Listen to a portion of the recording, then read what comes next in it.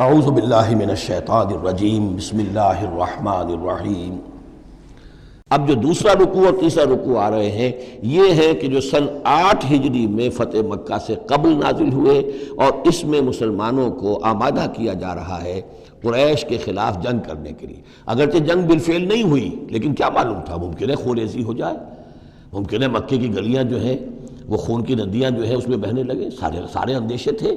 وہ تو جو ہو گیا وہ تو بعد میں معلوم ہوا کہ کیا ہوا ہے، لیکن بہرحال اس میں جو ریلیکٹنس تھی، کچھ لوگوں میں بربنائے منافقت، کچھ لوگوں میں بربنائے شرافت اور ایک سادہ لوحی، کچھ لوگوں میں اس وجہ سے کہ ان کے اعزاء اور اقربا وہاں تھے اور انہیں اندیشہ یہ تھا کہ کہیں وہ گیہوں کے ساتھ وہ گھن بھی نہ پس جائے۔ کیف یکون للمشرکین عہد عند اللہ وعند رسولہ، اصل میں یوں ذہن میں رکھیے کہ جو صلح حدیبیہ ہوئی تھی اس کو خود قریش کے حلیف قبیلے نے توڑ دیا، اور اب حضور صلی اللہ علیہ وسلم سے سیرت میں آپ نے پڑھا ہی ہوگا کہ ابو سفیان جو سردار ہیں مکے کے، وہ آئے ہیں چل کر یہ درخواست لے کر کہ حضور اس صلح کی تجدید کر دیجئے۔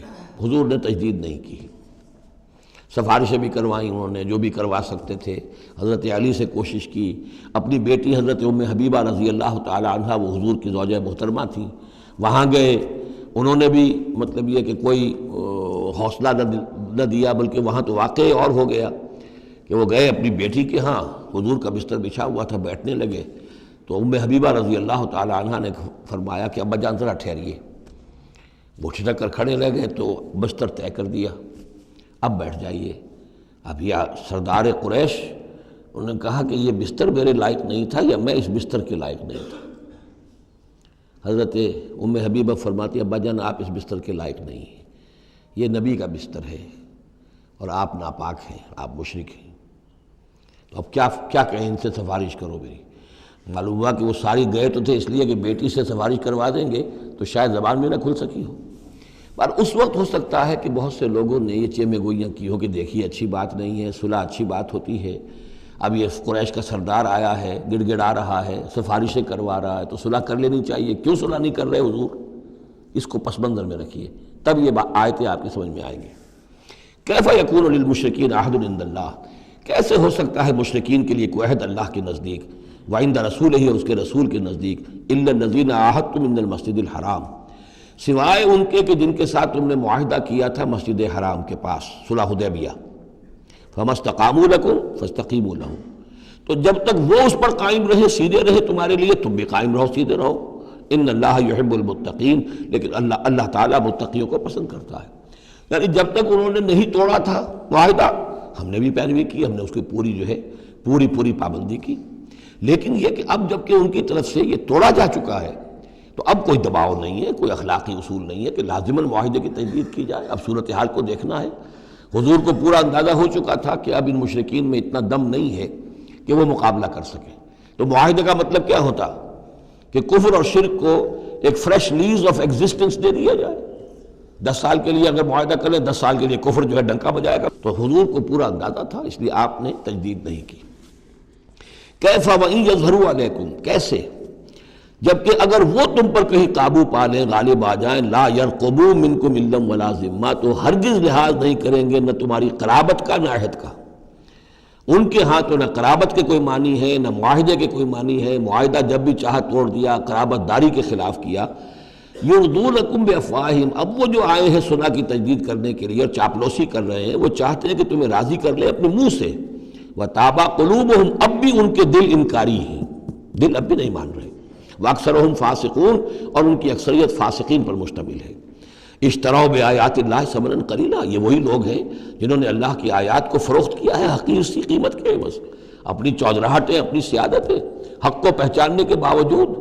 محمد رسول اللہ 13 برس تک ان کے ہاں 12 برس تک دعوت دیتے رہے، انہوں نے قرآن مجید کو رد کیا، فصدوا عن سبیلہ، لوگوں کو روکتے رہے، خود بھی رکے رہے اللہ کے راستے سے۔ انہم ساء ما کانوا یعملون، بہت ہی برا ہے ان کا عمل جو رہا ہے۔ لا یرقبون فی مومن الا ولا ذمہ، دوبارہ یہ کسی مومن کے حق میں نہ قرابت کا کوئی لحاظ کرتے ہیں نہ کسی عہد اور معاہدے کا کرتے ہیں۔ وَأُولَٰئِکَ هُمُ الْمُعْتَدُونَ، اور حقیقت میں یہی لوگ ہیں جو حد سے زیادہ تجاوز کرنے والے ہیں۔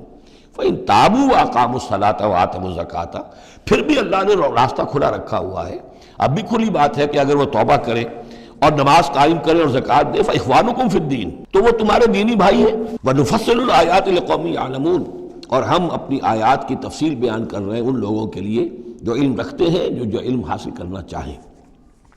وَإِن نَكَثُوا أَيْمَانَهُمْ مِن بَعْدِ عَهْدِهِمْ، اور اگر انہوں نے توڑ دیا ہے اپنی اس قسم کو اور معاہدے کو اس کے باندھنے کے بعد، وَطَعَنُوا فِي دِينِكُمْ، اور جبکہ وہ انہوں نے عیب لگایا ہے تمہارے دین کے معاملے میں، فَقَاتِلُوا أَئِمَّةَ الْكُفْرِ، تو اب جنگ کرو ان کفر کے اماموں سے۔ یہ ہے الفاظ جو بہت نوٹ کرنے کے۔ ائمۃ الکفر کون تھے جزیرہ نما عرب میں؟ کافر تو سب تھے، مشرک سب تھے۔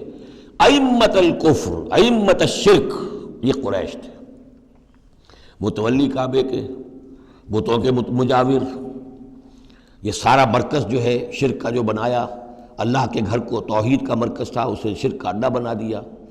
یہ ہے امام۔ جب تک ان کو شکست نہ دی جائے تو ظاہر بات ہے کہ جزیرہ نما عرب پر دین کے غلبے کا تصور نہیں ہے۔ چاہے وہاں کوئی فارمل حکومت نہیں تھی، کوئی سلطنت نہیں تھی، کوئی ریاست نہیں تھی، کوئی جو ہے فارمل دارالخلافہ نہیں تھا، لیکن معنوی اعتبار سے یہ ام القریٰ، یہ مرکزی بستی ہے، یہ ہے اس پورے جزیرہ نما عرب کا صدر مقام ایک اعتبار سے۔ اور یہاں کے جو لوگ ہیں ائمۃ الکفر، ان کے ساتھ جنگ کرو۔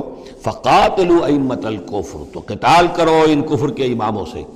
انہم لا ایمان لہم، ان کی کسی قسم کا کوئی پاس نہیں، ان کی کوئی قسمیں نہیں ہیں، کوئی اعتبار نہیں۔ لعلہم ینتہون، شاید کہ وہ باز آ جائیں، یعنی سختی سے شاید باز آ جائیں۔ اے مسلمانوں، نرمی کے ساتھ وہ باز آنے والے نہیں ہیں۔ الا تقاتلون قوما نکثوا ایمانہم، کیا ہو گیا تمہیں؟ تم جنگ نہیں کرنا چاہتے ایسی قوم سے جنہوں نے اپنے عہد کو توڑا؟ معاہدہ انہوں نے توڑا ہے، مسلمانوں نے تو نہیں توڑا، نہ مسلمانوں کے حلیف قبیلے نے توڑا، انہوں نے وعدہ جو کیا تھا اس کو توڑا ہے۔ تو کیا ہو گیا تمہیں؟ شرافت کی وجہ سے یا بزدلی کی وجہ سے یا منافقت کی وجہ سے یا اور کسی سبب سے تم ان سے جنگ نہیں کرنا چاہتے؟ الا تقاتلون، کیا تم قتال نہیں کرنا چاہتے قوماً اس قوم سے نکثوا ایمانہم، جنہوں نے اپنی قسمیں توڑی، وہموا باخراج الرسول، یہی تو ہے کہ جنہوں نے رسول کو مکے سے نکلنے پر مجبور کیا، وہم بدؤکم اول مرہ، اور انہوں نے ہی آغاز کیا تھا۔ ظاہر بات ہے کہ کتنا مسلمانوں کو ستایا تھا مکے میں، مسلمانوں میں سے بعضوں کو شہید کیا تھا مکے میں، کتنوں کو تکلیفیں دی تھی، ٹارچر کیا تھا، پرسیکیوٹ کیا تھا، انہوں نے کیا پہلی مرتبہ۔ اتخشونہم، اب دیکھیے یہ ہے وہ سرچنگ کوسچن، اے مسلمانوں کیا ان سے ڈر رہے ہو؟ یہ کوئی بزدلی ہے جو تم پر طاری ہو گئی ہے؟ قریش کے خلاف اقدام سے گھبرا رہے ہو؟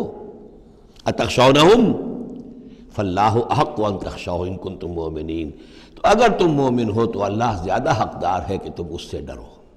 اب یہ اس کا حکم ہے، تمہیں اقدام آخری کرنا ہے۔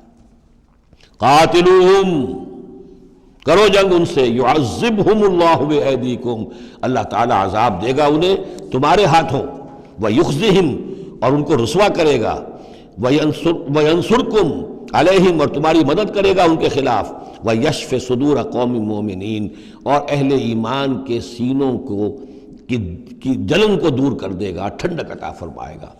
یعنی اب بھی مکے میں ایسے لوگ تھے کہ جن پر ٹارچر ہو رہا تھا، وہ جو ضعیف تھے، جو نہیں کر سکتے تھے، سفر نہیں کر سکتے تھے، یا خواتین تھیں، تو ان کے اوپر جو بھی ظلم ہو رہے تھے، تو جب ان لوگوں کی اب درگت بنے گی تو ان کے بھی دلوں کو کچھ ٹھنڈک ملے گی، اور ان کو بھی کچھ نہ کچھ ان کے احساسات جو ہیں اس کے اندر کچھ سکون ہوگا۔ وَيُذْهِبْ غَيْظَ قُلُوبِهِمْ، ان کے دلوں میں جو غصہ بھرا ہوا، غم بھرا ہوا، اللہ تعالیٰ اسے نکالے گا۔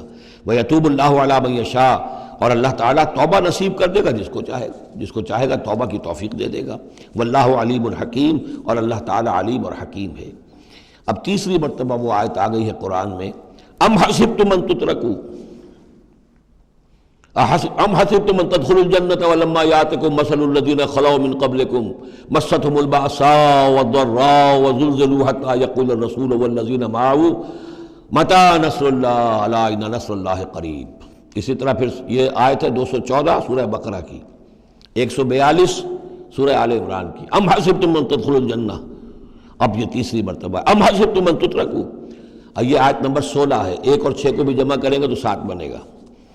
ام حسبتم ان تترکوا، تم چھوڑ دیے جاؤ گے، ولما یعلم اللہ الذین جاہدوا منکم، ابھی تو اللہ نے دیکھا ہی نہیں کون ہے تم میں سے حقیقتاً جہاد کرنے والے، دوسری قوموں کے خلاف جہاد کرنا اور تھا، اب اپنی قوم کے خلاف جہاد کرنے کے لیے جانا، ظاہر بات ہے کہ اس کے اندر ایک اور اضافی امتحان ہے جو اللہ تمہارا لے لینا چاہتا ہے۔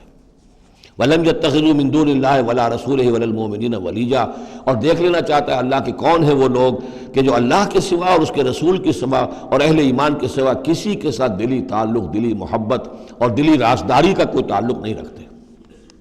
یہ رشتے جب تک کٹیں گے نہیں ایمان کی تلوار سے، اس وقت تک تمہارا خلوص جو ہے اللہ کے ساتھ اور دین کے ساتھ وہ کیسے ثابت ہوگا؟ واللہ خبیر بما تعملون، اور جو کچھ تم کر رہے ہو اللہ اس سے باخبر ہے۔